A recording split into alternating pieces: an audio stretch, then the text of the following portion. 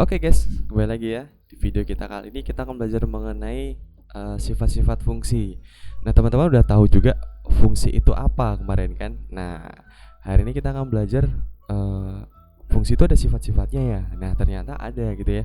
Kita akan belajar mengenai sifat-sifat mengenai fungsi apa aja itu nanti akan kita bahas. Nah, sebelum masuk sifat-sifat, saya mau review dikit deh tentang materi fungsi kemarin. Ada yang masih ingat atau udah lupa? Jangan-jangan ya.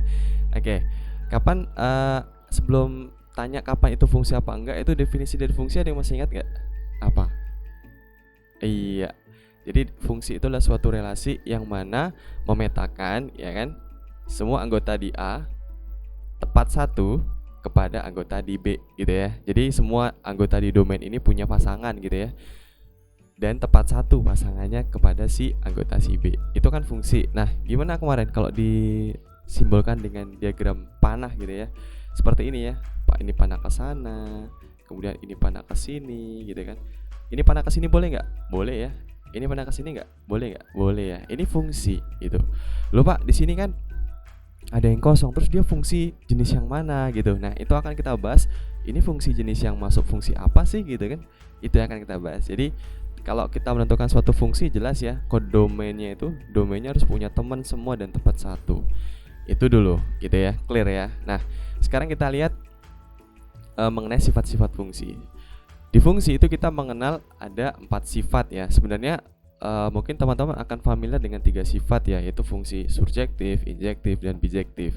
Nah, di sini kita menyebut fungsi surjektif tuh atau fungsi onto ya. Nah, sekarang ada namanya fungsi into.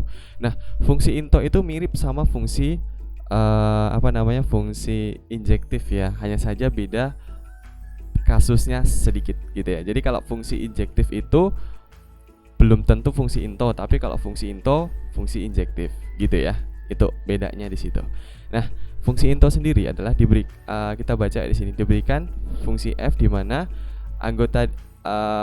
fungsi f itu memetakan anggota A itu ke dalam anggota B gitu ya, himpunan B gitu. Nah, fungsi tersebut disebut fungsi into jika ada anggota himpunan B yang tidak punya kawan dengan anggota di himpunan A. Kawan B boleh bercabang. Ngerti maksudnya ya? Jadi ini fungsi f nih, dia memetakan anggota himpunan A ke dalam B. Tapi boleh nih anggota B itu boleh bercabang gitu kan. Dan tidak boleh boleh juga anggota B nggak ada temennya. Contohnya gini. Berarti 1 metakan ke A misalkan ya, 2 metakan ke B, 3 memetakan ke C, 3 metakan ke B, 4 metakan ke C gitu. Nah, kalau kasusnya seperti ini kan mirip dengan yang sini ya. Ini adalah kasus fungsi into. Kenapa? Karena kita lihat fungsi ini jelas fungsi ya, karena semua anggota di domain punya teman tepat satu ya. Sementara kalau kita memperhatikan daerah kodomainnya, lihat dia ada satu yang tidak punya kawan, ya kan? Di sini, dan dia juga bercabang di sini, gitu.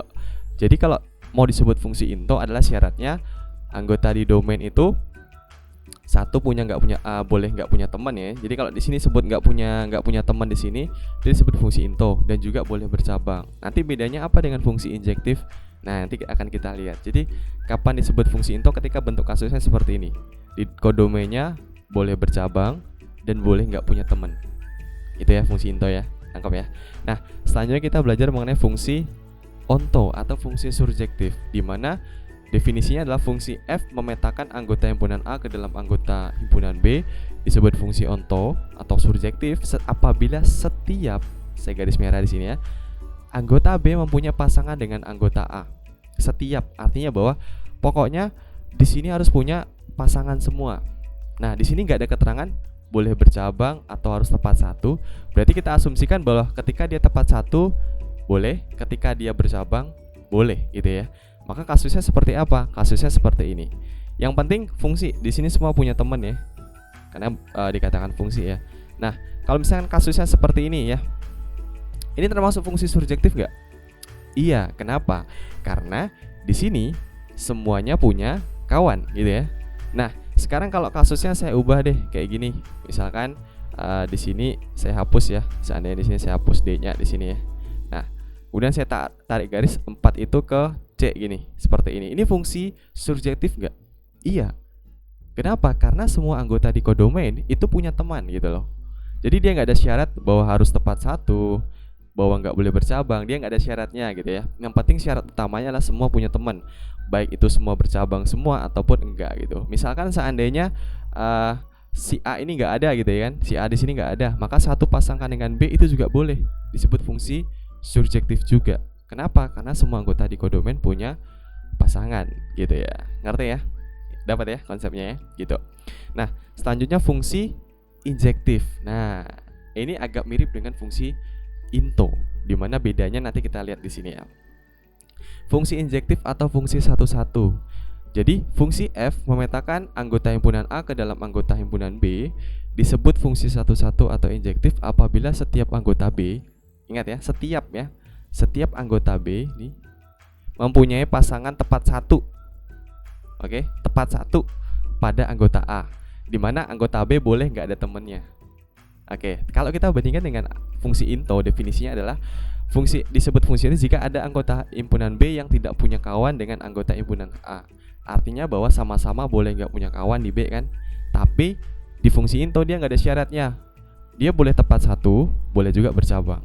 Nah, tetapi kalau mau disebut fungsi injektif atau fungsi satu-satu, dia tidak boleh bercabang, hanya boleh tepat satu. Gini ya, contohnya gini.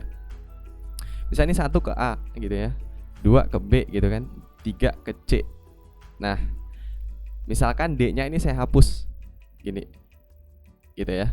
Atau sorry, bukan D-nya, 4-nya saya hapus gini ya, 4-nya saya hapus seperti ini. Nah, ini fungsi injektif ya guys ya, ini fungsi injektif. Kenapa? Karena semua anggota himpunan di B itu ya kan, anggotanya saling berpasangan dengan A tepat satu gitu, nggak ada yang selingkuh ya. Dan boleh nih nggak ada temennya di sini ya. Kalau misalkan di sini 4 kalian pasangan di sini, ini juga fungsi injektif. Kenapa? Karena di sini semua tepat satu gitu ya. Jadi mau ada pasangannya, mau ada enggak itu sama aja gitu ya. Jadi fungsi. Tapi kalau misalkan di sini pasangannya ada nih, itu kan masuk ranahnya ke surjektif ya gitu ya. Tapi kalau fungsi injektif adalah pokoknya kita lihat bahwa fungsi di kodomen ini dia itu mempunyai pasangan tepat satu pada anggota A gitulah gitu ya. Jadi boleh ada yang nggak ada temennya gitu. Jadi kalau di sini kosong nggak ada temennya, asalkan di sini penuh semua dan di sini pasangan tepat satu, dia fungsi injektif gitu ya. Seandainya saya nambahkan di sini 4 ya, 4 di sini, kemudian 4 itu pasangannya dengan si B gini. Nah, ini bukan fungsi injektif. Kenapa? Karena dia temannya di kodomen ini dia tidak tepat satu, artinya bercabang. Tapi ini merupakan fungsi into. Nangkap ya maksudnya ya. Nah, kalau misalkan saya punya kasus kayak gini tadi, ini kan fungsi injektif, ini fungsi into enggak? Iya, ini fungsi into sekaligus fungsi injektif. Tetapi jika saya nambahkan di sini 4, kemudian saya tarik garis ke sini deh ke A, gini kan. Ini fungsi fungsi injektif enggak? Tidak. Karena pasangan di A tidak tepat satu, tapi bercabang. Oke, di sini ada bunyi bahwa anggota B boleh ada yang tidak ada teman gitu ya. Artinya bahwa di sini boleh ada bagian yang kosong. Tetapi kalau mau disebut fungsi injektif, temannya di sini harus tunggal ya, nggak boleh bercabang seperti ini. Tetapi kalau mau disebut fungsi into ya, dia boleh bercabang, boleh tunggal gitu. Makanya saya bilang tadi fungsi into itu juga fungsi injektif, tetapi fungsi injektif belum tentu fungsi into. Itu bedanya ya, ngerti ya? Nah, sekarang kita masuk ke fungsi korespondensi satu-satu atau bijektif. Nah, fungsi F memetakan A, ini panahnya kurang ya, harusnya ada panahnya gini ya, seperti ini. Oke, gini. Fungsi F memetakan anggota himpunan A ke dalam anggota himpunan B gitu.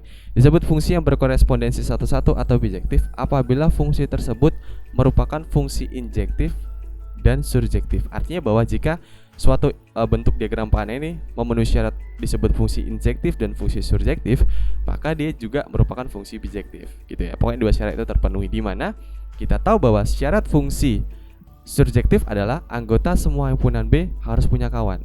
Surjektif kan kodomen harus punya kawan semua kan, entah itu dia mau bercabang, mau tunggal, pokoknya semua kita lihat punya teman. Nggak boleh nggak ada yang nggak punya teman gitu. Dan lihat, berarti kita iriskan tuh syarat si fungsi dikatakan fungsi surjektif dengan kapan disebut fungsi injektif, yaitu kawannya tepat satu di kodomen gitu ya, nggak boleh bercabang. Sehingga kita dapat bahwa kapan disebut disebut fungsi bijektif ketika semua anggota himpunan di B ya mempunyai teman dan tepat satu seperti ini.